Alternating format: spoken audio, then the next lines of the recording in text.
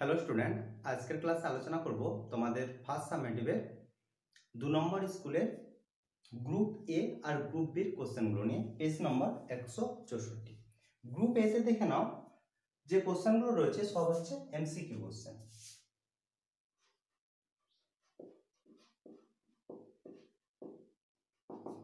একের দাগে প্রথম কোশ্চেনে বলেছে একটি অজৈব গ্রিনহাউস গ্যাস হলো, একটি অজৈব গ্রিনহাউস গ্যাস হলো option B carbon dioxide. Carbon dioxide হচ্ছে অজৈব গ্রিনহাউস গ্যাস।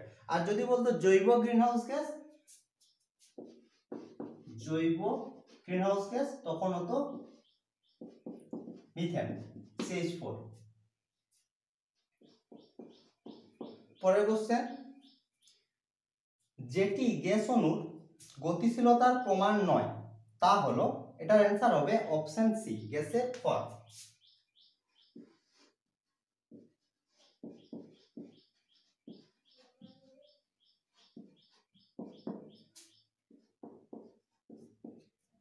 পরের কোশ্চেনে বলেছে উত্তল দর্পণে সৎ বস্তুর প্রতিবিম্ব হবে, এটার অ্যান্সার হচ্ছে অপশন এ অসৎ, অসৎ ও খর্বাকার। তারপর দেখো 4 দাগের কোশ্চেন।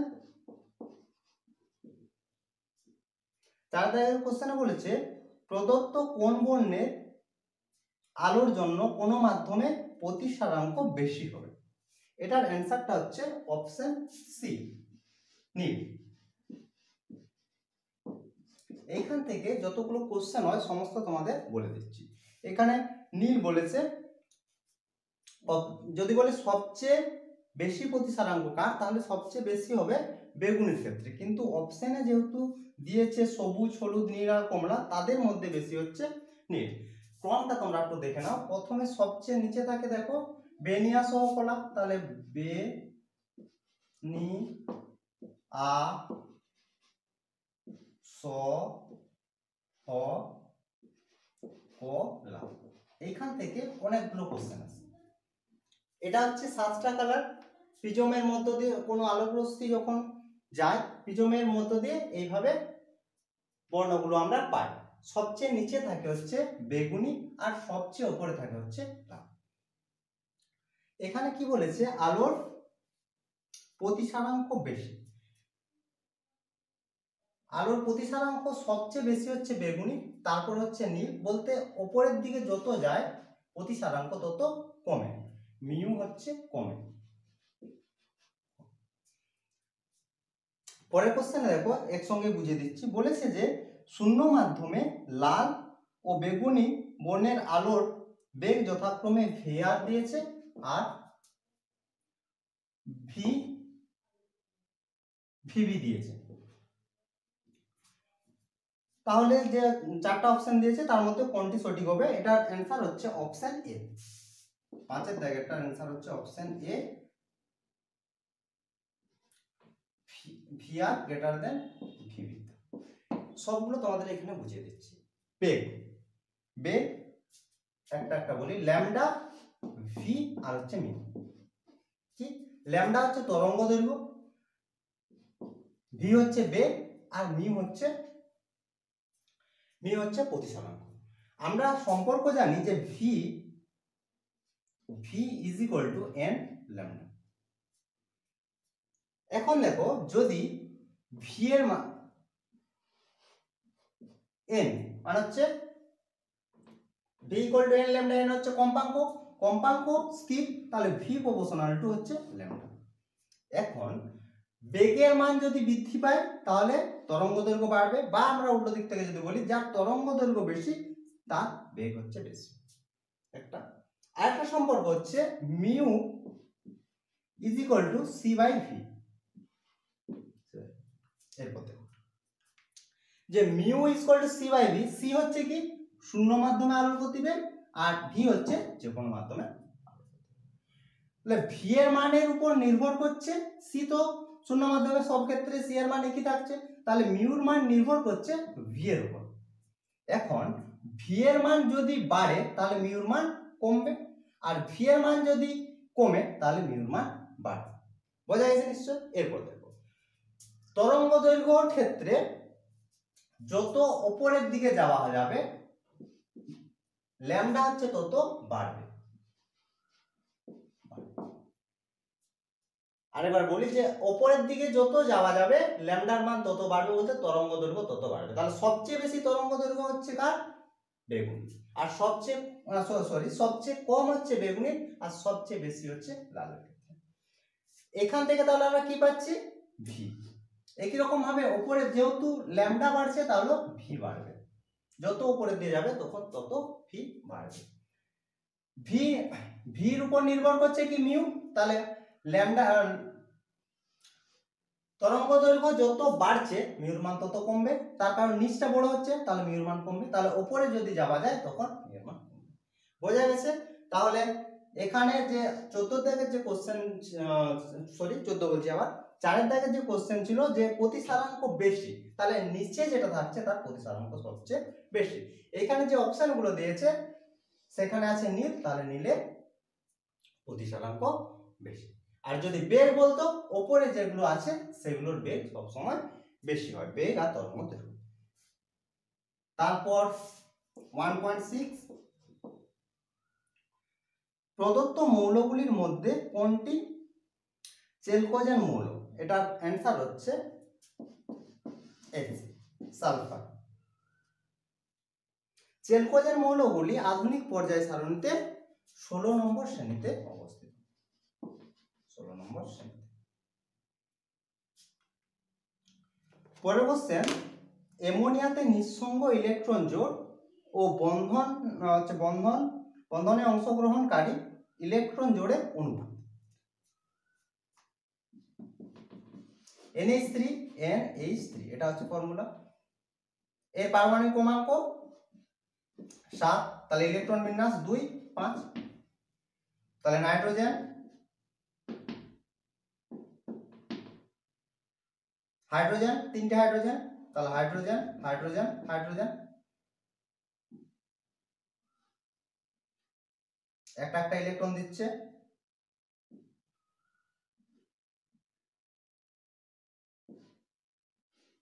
ঠিক আছে, এরকম হয়। তারপর কি হয় যে এটার সঙ্গে সবগুলো নিয়ে নেয়,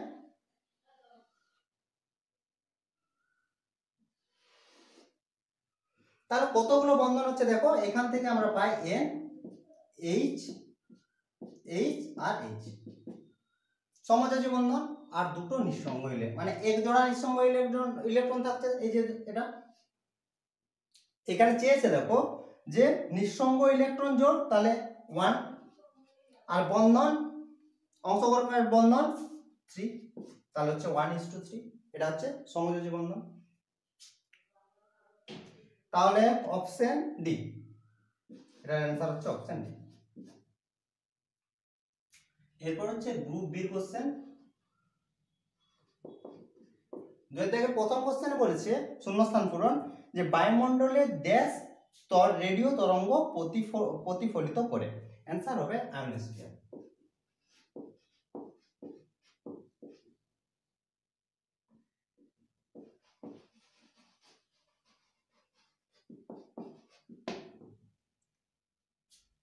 পরের কোশ্চেন,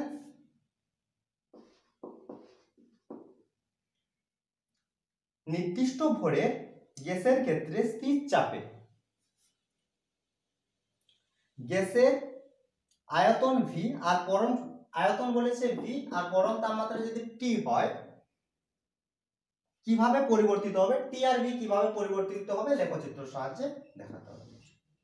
এটা হবে মূল বিন্দুগামী ভিটি, এটা হচ্ছে তার লেখচিত্র। উপর দিকটা ভি, নিচের দিকটা টি, আর এটা যে লেখচিত্রটা হবে সেটা হচ্ছে মূল বিন্দুগামী। অর্থাৎ টি এর মান যদি বাড়ে তাহলে ভি এর মান বাড়বে, আর বা উল্টো দিক থেকে যদি বলি যে ভি এর মান বাড়ে তাহলে টি এর মান বাড়বে। এরপর অথবা দিয়েছে 2 এর দাগে, অথবাতে বলেছে যে দুটি বস্তুর উষ্ণতা যথাক্রমে 300 ডিগ্রি সেন্টিগ্রেড আর 250 ডিগ্রি সেন্টিগ্রেড। কেলভিন স্কেলে বস্তুর দুটির উষ্ণতার পার্থক্য। তাহলে এখান থেকে বিয়োগ করে তোমরা কেলভিনে নিয়ে যেতে পারো বা এটাকেও কেলভিনে প্রকাশ করতে পারো। আমি বিয়োগ করে নিচ্ছি, তাহলে প্রথমে আমি উষ্ণতার পার্থক্য বের করছি। তাহলে উষ্ণতার পার্থক্য হচ্ছে 50 ডিগ্রি সেন্টিগ্রেড। তাহলে 50 ডিগ্রি সেন্টিগ্রেডকে আমরা কেলভিনে করব। তাহলে কেলভিনে করতে হলে কে সমান হয় 273 প্লাস থিটা, থিটা বলতে ডিগ্রি সেন্টিগ্রেডে। তাহলে হচ্ছে 273 প্লাস 50 সমান হচ্ছে 3, 2, 3, 323 কেলভিন। এটা হচ্ছে অ্যান্সার। আর যদি বলতো ডিগ্রি সেন্টিগ্রেডে কত, তাহলে হতো 50।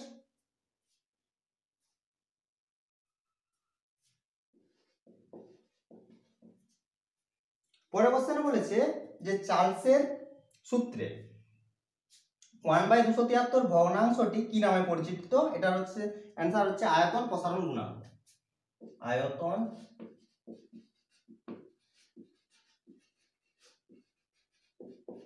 প্রসারণ গুণাঙ্ক। পরের কোশ্চেন, কোল বেড থেকে কোন জ্বালানি গ্যাস আরোহণ করা হয়? এটার অ্যান্সার হবে মিথেন, CH4।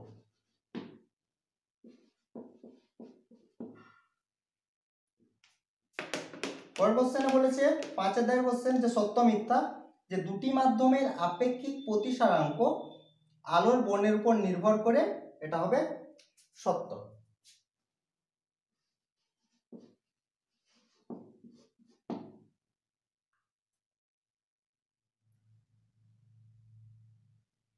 এর অথবাতে দিয়েছে যে একটি জলবিন্দু কোন লেন্সের মতো আচরণ করে? জলবিন্দু হচ্ছে অবতল, অবতল।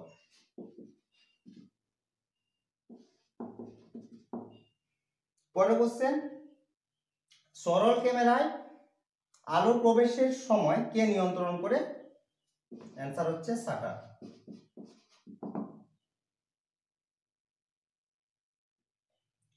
এরপর 7 অধ্যায়ের কোশ্চেন,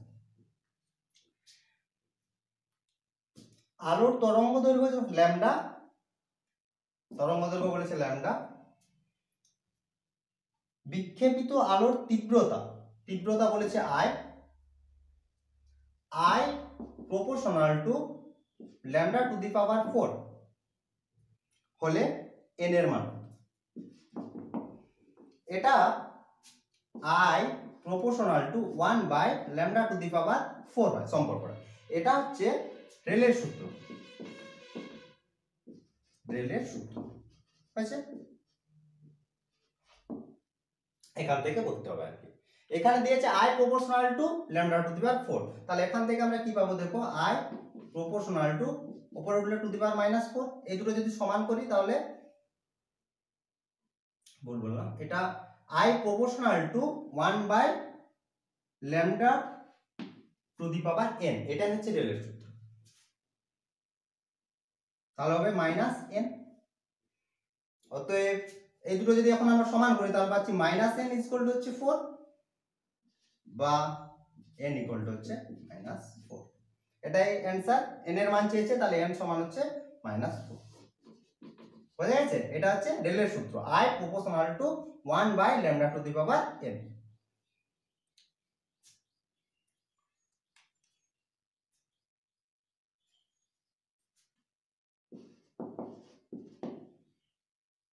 পরের কোশ্চেন বলেছে মুদ্রা ধাতুগুলি দীর্ঘ পর্যায় সারণীর কোন শ্রেণীতে অবস্থিত? মুদ্রা ধাতুগুলি হচ্ছে 11 নম্বর শ্রেণী, 11 নম্বর শ্রেণী।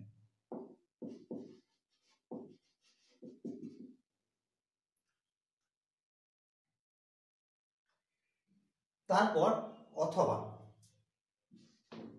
8 এর অথবা পর্যায় সারণীর কোশ্চেন দিয়েছে। দেখো সি, আগে লিখে দিই, সি আছে, ও আছে, এফ, এফ আর হচ্ছে এন।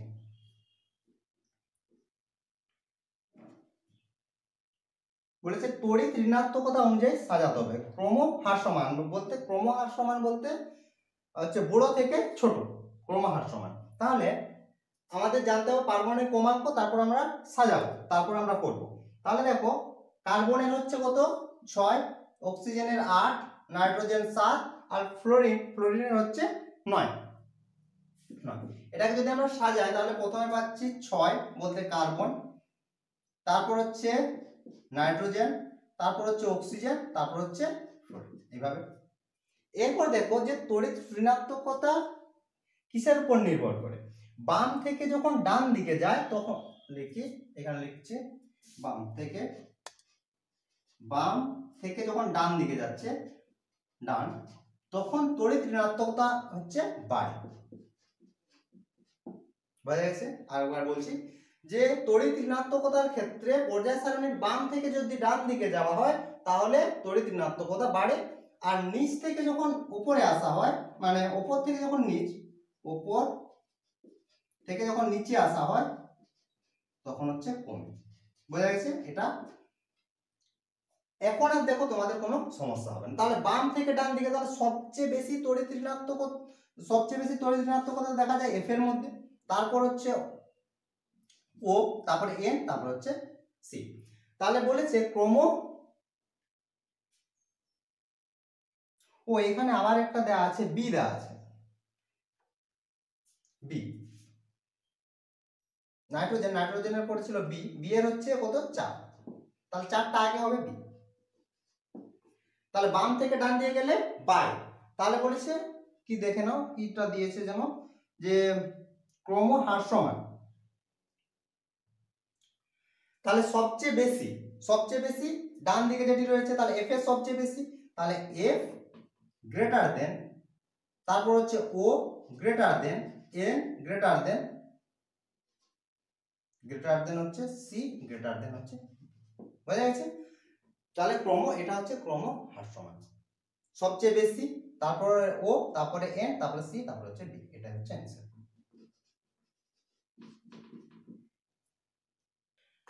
এরপরে কোশ্চেন 2-9, এ বি সি তিনটি মৌলের পারমাণবিক ক্রমাঙ্ক এখানে দিয়েছে। এ এর পারমাণবিক ক্রমাঙ্ক বলেছে, লিখে নি, এ বি সি এর বলেছে 15, 17 আর 20। এদের মধ্যে কোন দুটি সমযোজী বন্ধনের মাধ্যমে যুক্ত? এর তিনটের মধ্যে বলছে কোন দুটি সমযোজী বন্ধনের মাধ্যমে যুক্ত। তাহলে প্রথমে আমাদের ইলেকট্রন বিন্যাস করতে হবে। তাহলে 15 ইলেকট্রন বিন্যাস হচ্ছে 2, 8 আর হচ্ছে 5। 17 হচ্ছে 2, 8, 7 আর 20 হচ্ছে 2, 8, 8 আর হচ্ছে 18, 20। আচ্ছা, এরপর দেখো এর বাইরের কক্ষপথে ইলেকট্রন আছে 5টি, এর বাইরের কক্ষে ইলেকট্রন আছে 7টি আর এর বাইরের কক্ষে ইলেকট্রন আছে 2টি।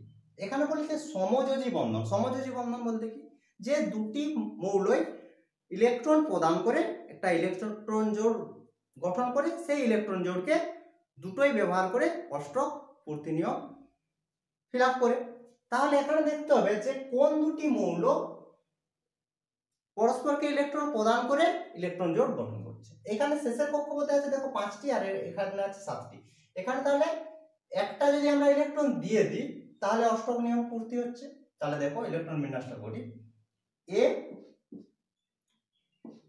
বি বি আর হচ্ছে তিনটে বি।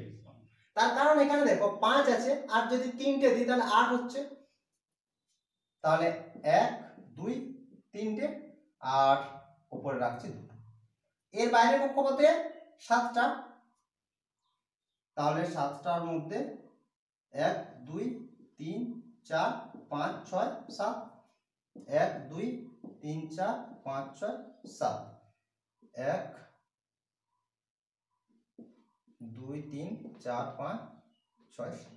এখন দেখো একটা ইলেকট্রন দিচ্ছে, এও একটা ইলেকট্রন দিচ্ছে, এখান থেকে একটা ইলেকট্রন দিচ্ছে, এখান থেকে একটা ইলেকট্রন দিচ্ছে, একই রকম ভাবে এটা দিচ্ছে।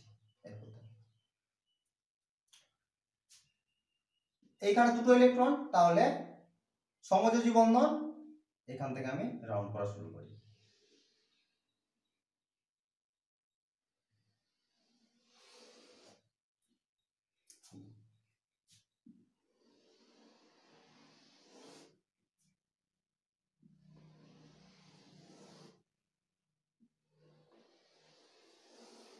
এ থেকে কাউন্ট করা শুরু করি, এতে 2টো 3টে 4টা 5টা 6টা 7টা 8টা, তাহলে শেষের কক্ষপথে 8টি ইলেকট্রন পেয়ে গেলাম। একই রকম ভাবে বি এর ক্ষেত্রে দেখি 1 2 3 4 5 6 7 8। সবগুলোর ক্ষেত্রে দেখো এ আর বি এর সমস্ত যে ইলেকট্রনগুলো রয়েছে তার শেষের যে কক্ষপথ, সেই শেষের কক্ষপথে 8টি ইলেকট্রন রয়েছে। তাহলে এখান থেকে আমরা পাচ্ছি কি এ বি বি বোঝা গেছে? তাহলে এটা যদি আমরা লিখতাম তাহলে কি হতো এ বি, বোঝা গেছে? এটা হচ্ছে সংকেত আর এটা হচ্ছে সমযোজী বন্ধন। তাহলে কার কার মধ্যে সমযোজী বন্ধন রয়েছে? কোন দুটো মৌলের মধ্যে? এ আর বি এর মধ্যে সমযোজী বন্ধন রয়েছে, যার সংকেত হচ্ছে এটা কিসের মতো বলো না? NH3। নিঃসঙ্গ ইলেকট্রন জোড়, এ কে যদি আমরা n ধরি তাহলে দেখো দুটো নিঃসঙ্গ ইলেকট্রন জোড় আর 3টে বন্ধন, বি যদি H হয় তাহলে হচ্ছে NH3। তাহলে এটার অ্যান্সার হচ্ছে এ আর বি এর মধ্যে সমযোজী বন্ধন রয়েছে। তো এই ছিল আজকের ক্লাস। আশা করি আজকের ক্লাসে যে সমস্ত কোশ্চেনগুলো আমি আলোচনা করলাম সেগুলো তোমরা বুঝতে পেরেছো। যদি কোনো সমস্যা থাকে অবশ্যই কমেন্ট করে জানাবে বা হোয়াটসঅ্যাপ করতে পারো। তো আজ এই পর্যন্ত, তোমার সবাই ভালো থেকো, বাই বাই।